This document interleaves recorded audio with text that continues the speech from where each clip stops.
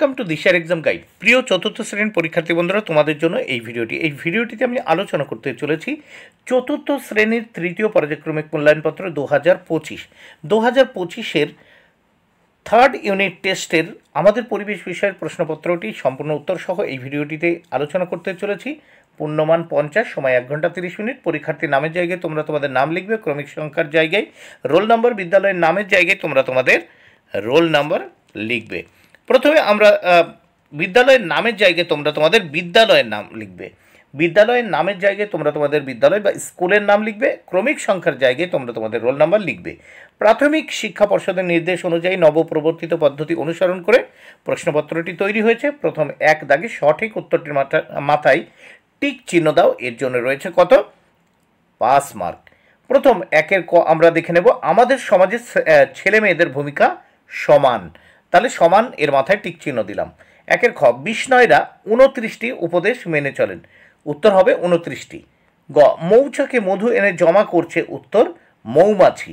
ঘ, মানুষ প্রথমে কুকুরকে পোষ মানিয়েছিল। মানুষ প্রথম পোষ মানিয়েছিল কাকে? কুকুরকে। নেক্সট আমরা দেখব অঙ্গদাগ, পাঞ্জাবে গমের চাষ বেশি হয়। 2 দাগে শূন্যস্থান পূরণ করো। দেখো, শূন্যস্থান পূরণ করো, 5টি শূন্যস্থান পূরণ করতে হবে, 5 মার্ক, প্রত্যেকটির জন্য 1 মার্ক করে বরাদ্দ। 2 ক, খাঁচার ভিতর অচিন পাখি গানটি লালন ফকিরের লেখা। শূন্যস্থানে লালন। খ, মাংসাশী প্রাণীদের খাদ্য তৃণভোজী প্রাণীরা। শূন্যস্থানে তৃণভোজী। গ, যারা লোহার জিনিস তৈরি করেন তাদের বলে কামার। ঘ, জাদুঘরকে ইংরেজিতে মিউজিয়াম বলে। অঙ্গ, একই পরিবারের শাখা প্রশাখাকে বলা হয়। দেখো, একই পরিবারের শাখা প্রশাখাকে বলা হয়, এখানে হবে আত্মীয়। আ তয়ময় দীর্ঘী অন্ত্যেস্ত, আত্মীয় বলা হয়। দেখো, একই পরিবারের শাখা প্রশাখাকে বলা হয় আত্মীয়। আবারও বলছি, এখানে পরিবার লেখা রয়েছে কিন্তু এটি হবে, দেখো এখানে আত্মীয়। একই পরিবারের শাখা প্রশাখাকে বলা হয় আত্মীয়। এরপর বাম দিকের সঙ্গে ডান দিক মেলাতে হবে। দেখো, বাম দিকের সঙ্গে ডান দিক মেলাও। এখানে লেপচা মিউজিয়াম, উত্তর কালিম্পং। খ, সূর্য মন্দির, উত্তর হবে কোনারক। গ, মানুষ, উত্তর হবে সামাজিক প্রাণী। ঘ, নৌকা, উত্তর হবে কাঠ। অঙ্গ, তাজমহল, উত্তর হবে সৌধ। এর জন্য 5 মার্ক বরাদ্দ। নেক্সট আমরা দেখব 4 দাগে কি বলেছে। পশ্চিমবঙ্গের বিভিন্ন অঞ্চলে বিভিন্ন উৎসব উপলক্ষে কি কি খাবার হয় তা লেখো। এর জন্য রয়েছে 10 মার্ক বরাদ্দ। বড়দিন উৎসবের নাম, আর ওই উৎসব উপলক্ষে তৈরি বিভিন্ন বিশেষ খাবারের নাম। বড়দিনে চালের কেক, চালের পিঠা। খ, ঈদ, ঈদের দিন কি হচ্ছে? চালের পায়েস, পোলাও, বিরিয়ানি, সেমাই। গ দাগে টুসু, টুসু উৎসবের দিন বিভিন্ন ধরনের পিঠা, মুড়ি। ঘ, শারদ উৎসব, এই দিন হচ্ছে কি? চালের পায়েস, ক্ষীর। অঙ্গ, নবান্ন, এই নবান্নর দিন দেখো, নবান্নের যে উৎসব হয় নবান্ন উৎসব, এই নবান্ন উৎসবে বিভিন্ন ধরনের চালের পিঠা, পায়েস, ক্ষীর ইত্যাদি তৈরি হয়। এইবার আমরা দেখে নেব নেক্সট পেজ এই প্রশ্নপত্রের। 5 দাগে এক কথায় উত্তর লেখো। দেখো, এখানে এক কথায় উত্তর লেখো, 5টি প্রশ্নের উত্তর করতে 5 মার্ক, প্রত্যেকটি প্রশ্নের জন্য 1 মার্ক করে বরাদ্দ। 5-এর ক, খাসিয়ারা কোন রাজ্যে বাস করেন? উত্তর মেঘালয় রাজ্যে। 5-এর খ, আরাবাড়ি জঙ্গল কোথায় অবস্থিত? উত্তর পশ্চিম মেদিনীপুর জেলায়। 5-এর গ, লাল শালুতে মোড়া বইগুলিকে কি বলে? উত্তর পুঁথি বলে। ঘ, চার্চের অপর নাম কি? উত্তর গির্জা। অঙ্গ, ট্রাক্টর দিয়ে কি করা হয়? উত্তর জমি চাষ করা হয়। নেক্সট আমরা দেখব 6 দাগে। 6 দাগে কি বলেছে দেখে নেওয়া যাক। প্রশ্নগুলির উত্তর লেখো। 4টি প্রশ্নের উত্তর করতে হবে, 8 মার্ক, প্রত্যেকটি প্রশ্নের জন্য 2 মার্ক করে বরাদ্দ।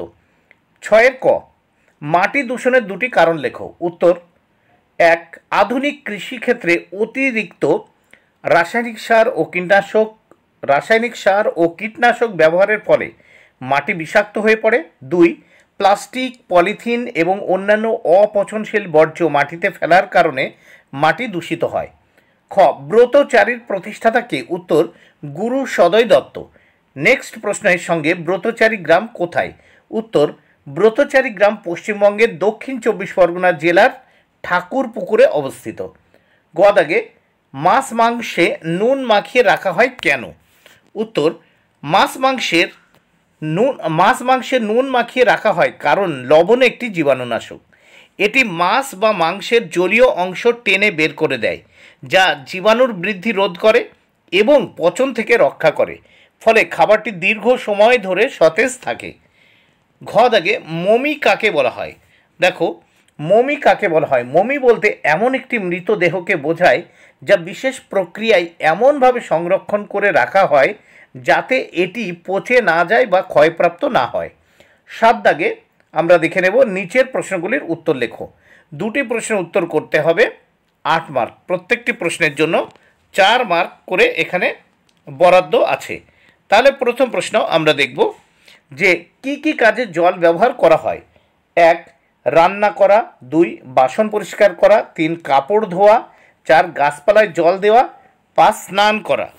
নেক্সট আমরা দেখব খ দাগে, কীভাবে পরিবেশ রক্ষা করা যায়। উত্তর দেখো, পরিবেশ রক্ষা করার জন্য বর্জ্য ব্যবস্থাপনা, যেমন প্লাস্টিক কম ব্যবহার করা ও রিসাইক্লিং করা, বৃক্ষরোপণ ও বনায়ন করা, বিদ্যুৎ ও জল সাশ্রয় করা এবং গাছপালা ও পশু পাখিদের প্রতি যত্ন নেওয়া জরুরি। এছাড়া প্রাকৃতিক সম্পদ রক্ষা করা ও দূষণ কমাতেও সাহায্য করা যেতে পারে। নেক্সট আমরা দেখব 8 দাগে, টিকা লেখো সৌধ। সৌধ বলতে কোনো বড় সুন্দর ও স্মৃতি বিজড়িত স্থাপনাকে বোঝানো হয়, যেমন জাতীয় স্মৃতিসৌধ বা অন্যান্য ঐতিহাসিক সৌধ। এটি সাধারণত একটি স্থাপত্যের নকশার অংশ যা একটি জাতির ইতিহাস, ঐতিহ্য ও বীরত্বকে স্মরণ করে নির্মিত হয় এবং এর মাধ্যমে জনগণের জাতীয়তাবোধ ও শ্রদ্ধার প্রতিফলন ঘটে। বন্ধুরা, ভিডিওটি ভালো লাগলে অবশ্যই লাইক, কমেন্ট, শেয়ার করো। Thank you very much. Keep watching my channel and my video.